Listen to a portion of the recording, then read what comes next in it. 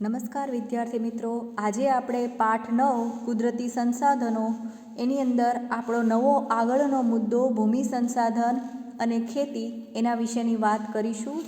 અગાઉના વર્ગમાં આપણે જ્યારે મળ્યા હતા ત્યારે જળ સંસાધન છે એના વિશેની આપણે વાત કરી હતી કે જળ સંસાધન છે આપણે ક્યાં કેટલા પ્રમાણમાં એનો ઉપયોગ કરીએ છીએ, કઈ રીતના આપણે જળ સંસાધનને પ્રાપ્ત કરીએ છીએ, એના જે સ્ત્રોતો છે એને આપણે સમજ્યા અને સાથે સાથે જળ સંસાધન સાથે જોડાયેલી જે કાંઈ સમસ્યાઓ છે એની આપણે થોડી વાત કરી, થોડું તમને લેશન પણ એમાં આપેલું છે. હવે આપણે એનાથી આગળ આપણો નવો મુદ્દો જે છે કુદરતી સંસાધનોમાં ભૂમિ સંસાધન એના વિશેની આપણે વાત કરીએ. તો ખાસ કરીને આપણે ભૂમિ સંસાધનની વાત કરીએ તો કે ભૂમિનો ઉપયોગ છે એ આપણે આદિકાળથી જ કરતા આવ્યા છીએ. એટલે કે જ્યારથી આપણે પૃથ્વી ઉપર અવતરણ કરેલું છે ત્યારથી આપણે ભૂમિને વાપરીએ જ છીએ, આપણે એનો જુદી જુદી રીતના ઉપયોગ કરીએ છીએ. પણ સામાન્ય રીતે એક વાત મારે તમને કહેવી છે કે ઘણી વખત આપણી સામે ભૂમિ અને જમીન આ બંને શબ્દ સામે આવતા હશે ત્યારે આપણે બંનેનો અર્થ એક સરખો જ કરતા હશું, પરંતુ ભૂમિ અને જમીન એ બંને બાબતો અલગ અલગ છે. જેમ કે આપણે ખેતી માટે એનો ઉપયોગ કરીએ તો એ ભૂમિને આપણે જમીન કહી શકીએ, પણ આપણે બીજા ઉપયોગની અંદર એનો ઉપયોગ કરીએ તો એ આપણા માટે ભૂમિ સંસાધન ગણાય. બરાબર. તો સૌથી વધારે આપણે ખેતી માટે ઉપયોગ છે એ ભૂમિ સંસાધનનો કરેલો છે. આદિ માનવ તરીકે આપણે જ્યારે પૃથ્વી ઉપર જીવન જીવવાનું શરૂ કર્યું ત્યારે તો એટલી બધી માત્રામાં આપણે ખેતી કરતા નહોતા. શું કામ? તો કે આપણને ખેતી વિશેની જાણકારી જ આપણી પાસે નહોતી. પરંતુ જેમ જેમ આપણી સંસ્કૃતિનો વિકાસ થયો, નવું વાતાવરણ પ્રાપ્ત થયું, તો એના લીધે ધીમે ધીમે માનવી છે એ અમુક એવી એની સાથે ઘટના બની તેમાંથી એણે ખેતીની પણ શરૂઆત કરી. અને આ ખેતીની શરૂઆત થઈ ગઈ પછી આપણને બધાને ખબર છે કે માનવીએ પોતાનું જે ભટકતું જીવન છે એ સ્થાયી કરી દીધું હતું અને સ્થાયી જીવનની સાથે એણે ખેતી કરવાની શરૂઆત પણ કરી દીધી હતી. અને આ સ્થાયી જીવનના કારણે જ હું એવું માનું છું કે ગામડાઓનો વિકાસ થયો હશે અને ધીમે ધીમે ટેકનોલોજી વિકાસ પામી હશે, એટલે શહેરોનો વિકાસ થયો હશે અને દિન પ્રતિદિન એમાં નવું નવું વાતાવરણ પેદા થયેલું આપણને જોવા મળતું હશે. ટૂંકમાં મારો કહેવાનો ભાવાર્થ એટલો કે ખેતીના ઉપયોગમાં માનવીએ સૌથી વધારે જમીનનો ઉપયોગ કરેલ છે. અને બીજા અન્ય ઘણા બધા કામ છે જેમ કે રહેઠાણનું, પરિવહનનું, ઉદ્યોગ, ઉપવનનું, જળાશયો, આ બધાની અંદર પણ માનવીએ પોતાના વિકાસ માટે થઈને ભૂમિનો ઘણો બધો ઉપયોગ કરેલ છે. અને સાથે સાથે પડતર અને ખરાબાવાળી જે જમીન છે એને પણ માનવીએ વધારે સારી બનાવીને એની ઉપર પણ ખેતી કરવાની શરૂઆત કરી દીધેલી છે. શું કામ? તમને બધાને જ ખબર છે કે ખેતીલાયક જમીન કેટલી કિંમતી છે. એમાં વ્યક્તિ ધારે તો ઘણી બધી ઉપજ મેળવી શકે છે, એમાંથી પોતાનો આર્થિક વિકાસ પણ સાધી શકે છે. એટલે પડતર અને ખરાબાવાળી જમીનને પણ વધારે સારી બનાવીને એની ઉપર પણ માનવી ખેતી કરવા લાગ્યો છે. આમ અનેક રીતે માનવી ભૂમિનો ઉપયોગ કરે છે. હવે આપણે જોઈએ ખેતી. ભૂમિનો ખેતી માટે ઉપયોગ માનવીએ જે પ્રાચીન કાળથી કર્યો છે એના લીધે જ મેં તમને અગાઉ કીધું એમ માનવીનું સ્થાયી જીવન શરૂ થઈ ગયું. અને ખાસ કરીને માનવીએ સ્થાયી જીવન સાથે ઘણી બધી એની સામાજિક અને આર્થિક બાબતોમાં વિકાસ સાધ્યો છે. એની આર્થિક પરિસ્થિતિ છે એ પહેલાં કરતાં ઘણી સુધરેલી તમને જોવા મળશે.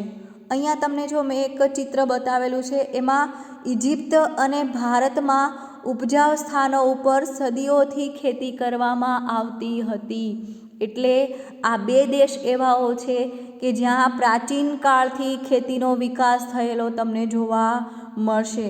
ભારતમાં વેદકાળમાં પણ પદ્ધતિસર ખેતી કરવામાં આવતી હોય એવા તમને ઉલ્લેખો જોવા મળશે. એટલે કે આપણા વેદકાળનો જે સમય હતો એની અંદર જે વેદોની રચના થઈ છે એ વેદને આપણે જો વાંચીએ તો એની અંદર પણ આપણા ભારતની અંદર પદ્ધતિસર રીતના એકદમ સિસ્ટમેટિક રીતના ખેતી થતી હોય એવા ઉદાહરણો તમને ચોક્કસપણે જોવા મળેલ છે.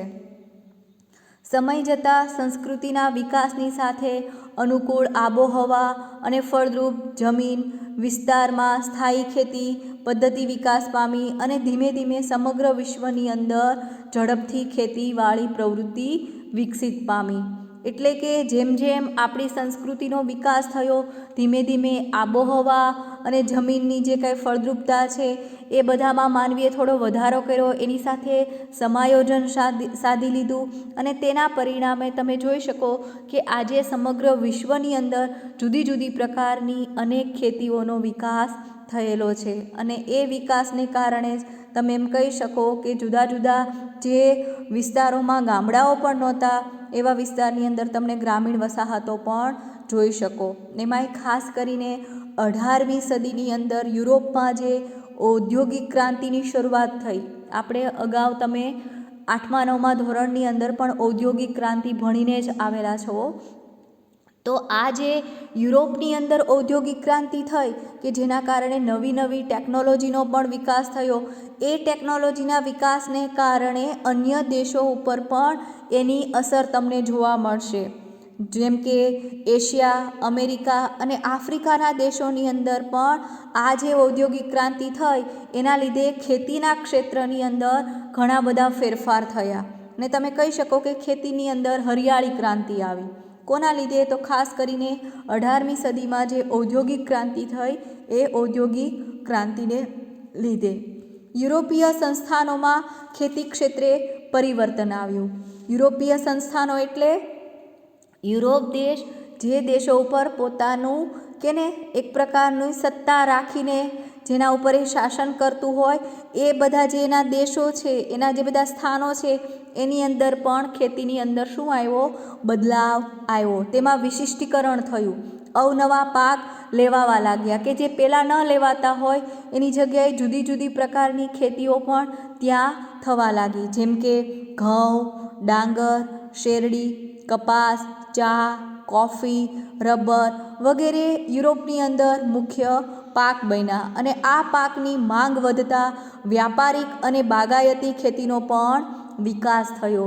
એટલે કે જે આ ઘઉં છે, ડાંગર છે, શેરડી છે, કપાસ છે, ચા, કોફી, રબર કે જે એક પ્રકારના રોકડિયા પાક છે, આ રોકડિયા પાકની વિકાસની ગતિ વધી ગઈ. શું કામ? તો કે વ્યાપારિક ધોરણે એને વધારે પ્રોત્સાહન મળ્યું. એટલા માટે આવા પાકોને વધારે ખેડૂતો ઉગાડવા લાગ્યા અને વ્યાપારિક ધોરણે તેને વેચીને એમાંથી ઘણી બધી આર્થિક રીતના પોતાની પરિસ્થિતિને સુધારી પણ શકેલ છે. મેં ચિત્ર એટલા માટે બતાવેલ છે કે આપણે તો ગામડાના વિદ્યાર્થીઓ અહીંયા છે એટલે આ બધું એના માટે સામાન્ય છે, પણ જો શહેરી વસાહતની અંદર વિદ્યાર્થી અભ્યાસ કરતું હોય તો કદાચ બની શકે કે એ અમુક પ્રકારના પાકને પણ ન ઓળખી શકે. વિશ્વમાં ખેતીના વિવિધ પાકની વૈશ્વિક હેરફેર થઈ. એટલે કે અમુક દેશની અંદર જ જે અમુક પ્રકારના પાક થતા હોય એ બીજા દેશોમાં પણ એને લઈ જવામાં આવ્યા. જેમ કે મકાઈ મધ્ય અમેરિકામાંથી વિશ્વના વધુ દેશોમાં ફેલાય. એટલે કે પહેલાં અમેરિકામાં એમાં જ મકાઈનો પાક લઈ શકાતો હતો, પરંતુ અત્યારે આપણે વિશ્વમાં જોઈ શકીએ દરેક ક્ષેત્રની અંદર મકાઈને ઉગાડવામાં આવી રહી છે. બટાટા તો કે એન્ડીઝથી યુરોપીય દેશમાં ગયા. બરાબર, બટાકા માત્ર એન્ડીઝમાં જ થતા. યુરોપીય પ્રજાની આ એક દેણ છે કે જે આજે આપણા સમગ્ર વિશ્વની અંદર ફેલાઈ ગયેલી છે. પોર્ટુગીઝો જ્યારે ભારતમાં આવ્યા ત્યારે એમની સાથે તંબાકુનો છોડ લાવ્યા. એટલે કે આપણે જે તંબાકુની ખેતી કરે છે અત્યારે અમુક ખેડૂતો, એ ખેતી આપણી નથી પણ એ પોર્ટુગીઝોની છે અને પોર્ટુગીઝો આપણા ભારતની અંદર આ ખેતીને લાવેલ છે. ચિત્ર એટલા માટે મેં બતાવેલ છે કે તમે અમુક પાકને ઓળખી શકો. આજના ટેકનોલોજીના યુગમાં ખેતીમાં આમૂલ પરિવર્તન આવ્યું છે. આમૂલ એટલે તમે એમાં જોઈ શકો ધરખમ ફેરફાર થયેલો છે. પહેલાંની ખેતી તમે યાદ કરો તો માત્ર અમુક પ્રકારના જ સોર્સ, અમુક પ્રકારના જ સાધનો, મોટે ભાગે વ્યક્તિઓ દ્વારા જ મહેનત કરવામાં આવતી અને પાક લેવામાં આવતા. એની બધી તમે રીત જુઓ તો અમુક પરંપરાગત પ્રકારની હતી. પરંતુ અત્યારના સમયમાં તમે જોશો તો ટેકનોલોજીનો વિકાસ થયો છે તો એના લીધે આજે ખેતી કરવાની આખી રીત જ બદલાઈ ગયેલી છે. આધુનિક ખેતીમાં તમે જોશો તો ટપક સિંચાઈ પદ્ધતિ, ફુવારા પદ્ધતિ જેવા માઇક્રો ઇરિગેશન, આ જે ટપક પદ્ધતિ છે અને ફુવારા પદ્ધતિ છે એને માઇક્રો ઇરિગેશન કહેવાય, તથા સજીવ ખેતી પદ્ધતિ દ્વારા ખેતી કરવામાં આવે છે અને સામાન્ય રીતે ઋતુ પ્રમાણે ખેતી કરવામાં આવવા લાગી. એટલે કે દરેક ઋતુમાં કયો પાક વધારે થઈ શકે એ ખેડૂતોમાં જાણકારી આવી ગઈ અને ઋતુ પ્રમાણે પછી ખેતીઓના પાક પણ લેવાવા લાગ્યા. પરંતુ ખાસ કરીને ગ્રીન હાઉસ ઊભા કરીને અત્યારના સમયમાં ખેડૂતો અમુક પ્રકારના પાકનું અનુકૂળ વાતાવરણ ગમે તે સિઝનમાં પેદા કરીને પણ પાક લઈ શકે. જો મેં છેલ્લે તમને એક ચિત્ર ગ્રીન હાઉસનું બતાવેલું છે કે જે આખું ઉપરથી પેક હોય, એક જ દરવાજો હોય અને એની અંદર અમુક પ્રકારના પાક લેવામાં આવે છે. કેવી રીતના? તો કે જે પાકને જેવા પ્રકારનું વાતાવરણ જોઈતું હોય એ વાતાવરણ હરિત હાઉસમાં ઊભું કરવામાં આવે છે, ગ્રીન હાઉસમાં ઊભું કરવામાં આવે. જેમ કે અમુક પાકને ઠંડક જોતી હોય તો એવા ગૃહની અંદર એસી, કુલર એવું પણ રાખીને એ પાકને પૂરતા પ્રમાણમાં વાતાવરણ ઊભું કરે છે. આમ તો આ ગ્રીન હાઉસની અંદર ખેતી કરવી થોડી મોંઘી છે, છતાં ખેડૂતો કરે છે. શું કામ? તો કે બિન સિઝનની અંદર જ્યારે એ પાકને ઉત્પન્ન કરે છે તો એ પાકની કિંમત પણ કેવી થતી હોય છે? ઊંચી આવતી હોય. એટલે બિન સિઝનમાં અમુક પ્રકારના પાકને વાવીને ખેડૂતો આ ગ્રીન હાઉસ દ્વારા પણ ઘણું બધું એમાંથી વધારે ફાયદો લઈ શકે છે, ઉત્પાદન લઈ શકે છે. હવે પછીનો આપણો મુદ્દો છે ભૂમિ સંસાધન સાથે જોડાયેલી કેટલીક એની સમસ્યાઓ. જેનો આપણે ઉપયોગ કરીએ છીએ સામાન્ય છે, એની સાથે અમુક બાબતો એવી હશે જ કે જેના લીધે એની સમસ્યા, એની મર્યાદા વધી જતી હોય છે. જેમ કે ખાસ કરીને આપણે અગાઉના મુદ્દામાં જ જોયું કે આપણે ભૂમિ સંસાધનનો જો સૌથી વધારે ઉપયોગ કરેલો હોય તો એ ખેતીમાં છે. હવે જેમ જેમ ખેતીનું પ્રમાણ વધતું હતું એની સાથે સાથે ટેકનોલોજીનો વિકાસ, શહેરીકરણનો વિકાસ, ઔદ્યોગિકરણનો વિકાસ થયો, સડક માર્ગોનો, રેલ માર્ગોનો, આ બધાનો વિકાસ થયો. પરિણામે અત્યારના સમયમાં તમને જમીન લાયક, જે ખેતીલાયક જમીન છે એ તમને ઓછી જોવા મળશે. ખાસ કરીને શહેરીકરણ વધ્યું એટલે તમે સમજી શકો આવાસોની સંખ્યા વધી ગઈ. આવાસો બનાવવા માટે અત્યારે જે જમીનની, જે ખેતીની જમીન હોય એને પણ અત્યારે બિનખેતીકીય બનાવીને ત્યાં સોસાયટી, મોટા મોટા મકાનો બનતા હોય એવું તમે જોયું હશે.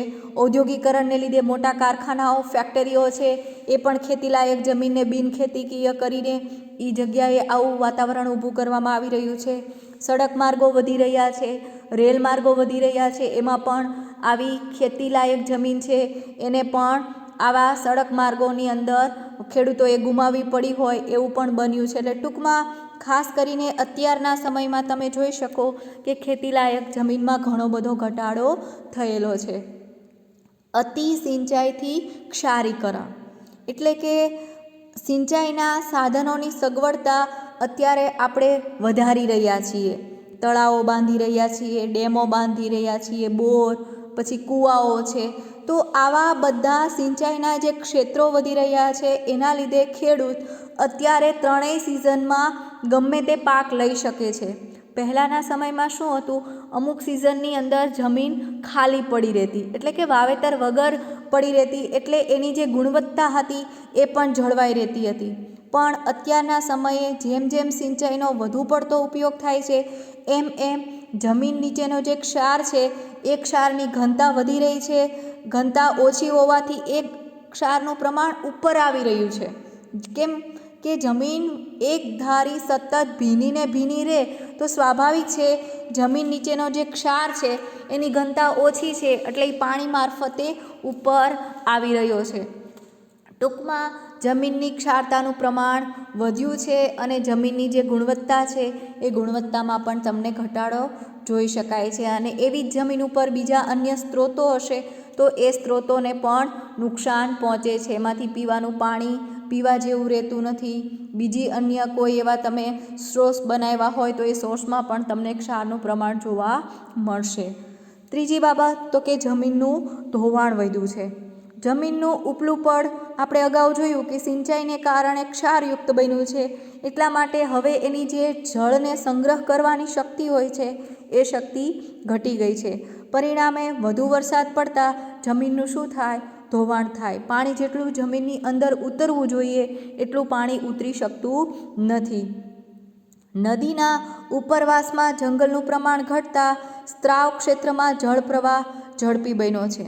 એટલે કે હવે જંગલોય ઘટી રહ્યા છે, તો સ્વાભાવિક છે વૃક્ષો વધારે હોય તો જમીનનું ધોવાણ ન થાય. પણ ખાસ કરીને જંગલ નથી એટલા માટે થઈને અમુક ક્ષેત્રની અંદર તમે જુઓ તો નદીનો પાણીનો પ્રવાહ એકદમ ધસમસતો આવે તો એના લીધે પણ જમીનનું ધોવાણ થાય છે.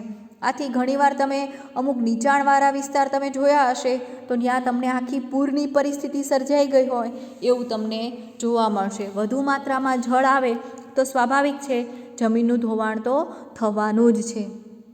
પછીનો મુદ્દો તો કે નિર્વનીકરણ. બરાબર, નિર્વનીકરણ એટલે તમે સમજી શકો કે હવે જંગલનું પ્રમાણ ઘટી રહ્યું છે. ખાસ કરીને કોના લીધે? તો કે શહેરીકરણ, ઔદ્યોગિકરણ, સડક માર્ગો અને રેલ માર્ગો વધતા ખાસ કરીને અત્યારે જંગલનું પ્રમાણ ઘટ્યું છે. એમાંય વન પ્રદેશની અંદર અત્યારે વિમાની મથકો વધારે વધવા લાગ્યા છે. તેના પરિણામે પણ ખાસ કરીને પ્રદૂષણ વધ્યું છે.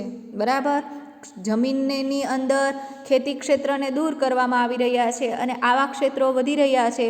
પરિણામે વન વિસ્તાર જો ઘટે તો સ્વાભાવિક છે વાતાવરણની અંદર જે ઓક્સિજન આપવાનું કામ વૃક્ષો કરી રહ્યા છે એ કામ ઘટી રહ્યું છે.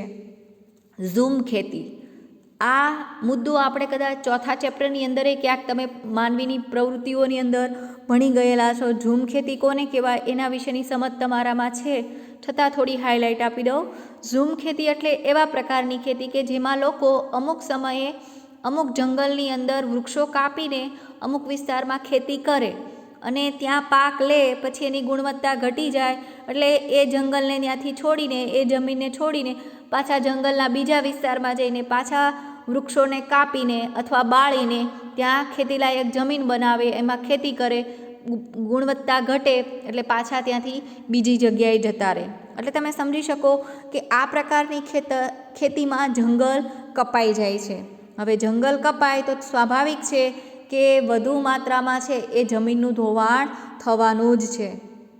તો ભારતના જે પૂર્વોત્તરના જે ક્ષેત્રો છે એમાં આ પ્રકારની ખેતી સૌથી વધારે થાય. પૂર્વોત્તર એટલે અરુણાચલ પ્રદેશ છે, ત્રિપુરા, અસમ છે, સિક્કિમ છે, કે જે બધા પહાડીવાળા વિસ્તારો છે. આવા વિસ્તારોની અંદર આ પ્રકારની ખેતી થઈ રહી છે. હવે જમીનની ઉત્પાદકતા ઘટે અને એ લોકો આગળ વધતા જાય અને બીજી જગ્યાએ જઈને પાછી ખેતી કરે, પરિણામે શું થઈ રહ્યું છે? જંગલનું પ્રમાણ ઓછું થઈ રહ્યું છે. સઘન ખેતી, ખેતી માટે સિંચાઈ, મડીરોકાણ, આધુનિક યંત્રોની સગવડ હોય ત્યાં ત્રણેય સિઝનની અંદર જે પાક લેવામાં આવે છે, પરિણામે પણ શું થઈ રહ્યું છે? જમીનની ફળદ્રુપતા ઘટતી જાય છે. એટલે કે સઘન ખેતી અત્યારે વધુને વધુ આપણને બધી સગવડતા મળી રહી છે એટલે આપણે મોટા પાયે ખેતીનું પ્રમાણ વધારી રહ્યા છીએ. એકેય સિઝનને બાકી મૂકતા નથી. એના પરિણામે જમીનને જે અમુક રેસ્ટ મળવો જોઈએ, આરામ મળવો જોઈએ કે જેથી કરીને એને યોગ્ય માત્રામાં તડકો મળે, યોગ્ય માત્રામાં એ અમુક પ્રકારની હવા શોષી શકે, બધું કરી શકે કે જેથી કરીને એનું સ્વરૂપ છે એ ગુણવત્તાયુક્ત જળવાઈ રહે. પણ સઘન ખેતીને કારણે અત્યારે એ આપણને જોવા મળતું નથી. ખાસ કરીને વિદ્યાર્થી મિત્રો, અત્યારની ખેતીમાં જે કૃત્રિમ ખાતરનો અને કીટનાશકોનો ઉપયોગ મબલક પાક મેળવવા માટે થઈ રહ્યો છે, એનાથી સૌથી વધારે જમીન સંસાધનને નુકસાન થયું છે. મેં આકૃતિમાં ખાતર એટલા માટે બતાવેલ છે કે અમુક વિદ્યાર્થીઓએ ન પણ જોયેલા હોય. આપણે તો અહીંયા ગામડાના વાતાવરણમાંથી આવીએ, તમે બધા ખેતી પણ કરો છો એટલે કદાચ તમે એ બધાથી પરિચિત છો. ખાસ કરીને યુરિયા, એમોનિયમ ફોસ્ફેટ, ડીએપી આ બધા એવા ખાતરો છે કે જે કૃષિ ઉત્પાદકતા વધારવામાં ઉપયોગમાં લેવામાં આવે છે. એમાંથી ખેડૂતોને ફાયદો થાય છે, પણ સૌથી મોટું જો નુકસાન થતું હોય તો એ ભૂમિ સંસાધનને થાય છે. લાંબા ગાળે જે તે ખેતીલાયક જમીન છે એની ફળદ્રુપતા ઘટી જતી હોય છે. એમાંય કીટનાશકોનો જે ઉપયોગ ખેડૂત વધુને વધુ માત્રામાં કરી રહ્યો છે, એ કીટનાશકોની દવા જમીનની અંદર ભળવાથી, એની સાથે પાણી ભળવાથી જમીનની ગુણવત્તામાં ઘટાડો થાય છે. તો વિદ્યાર્થી મિત્રો, આજે આ વર્ગમાં આપણે અહીંયા સુધી રાખીએ છીએ. હવે પછી આપણે જ્યારે નવા વર્ગમાં મળશું ત્યારે ભૂમિ સંસાધન સાથે જોડાયેલી જે કંઈ સમસ્યાઓ છે એના વિશેની આપણે થોડીક વાત કરીશું. આભાર.